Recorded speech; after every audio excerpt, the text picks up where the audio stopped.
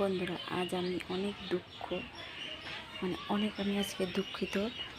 আমার স্বামী বলতেছে যে এত কষ্ট করে ভিডিও বানাচ্ছিস, কই তুই ভাইরাল হচ্ছিস, আর বলতেছে যে যে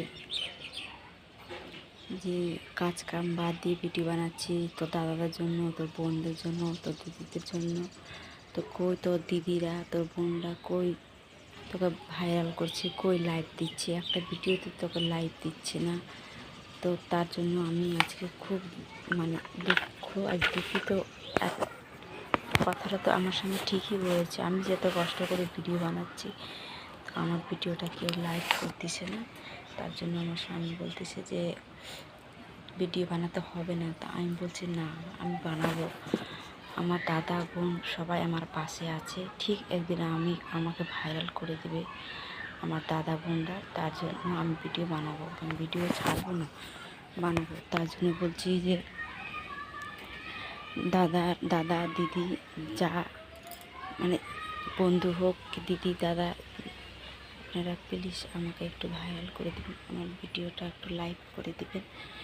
যে আমাদের অবস্থাটা তো বুঝতেই পারছেন, আমাদের অবস্থা ভালো না। তার জন্য আমার স্বামী ভিডিও বানাবো বলে আমাকে মোবাইল একটা কিনে দিয়েছে। আমাদের তো খাওয়াই চলে না, আমাদের একজনা কাজ করে, আমাদের খাওয়ার কষ্ট। তার জন্য আমার স্বামী আমি বলে দিলাম যে আমাকে একটা মোবাইল নিয়ে দিও, আমি ভিডিও বানাবো।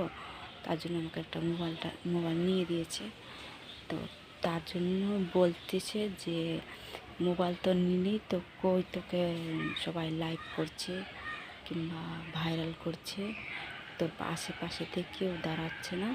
তাই জন্য আমার স্বামী আমাকে খুব বকা দিচ্ছে। তো দিদি আপনাদেরকে বলছি, দাদা আপনাদেরকে বলছি, প্লিজ আমাকে একটু হলেও আমাকে একটু লাইক করে দেবে।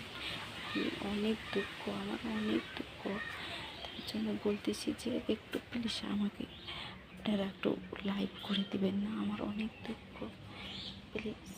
তার জন্য আপনাদেরকে বলতেছি যে আমাকে একটু ভাইরালটা করে দেবেন। আমরা গরিব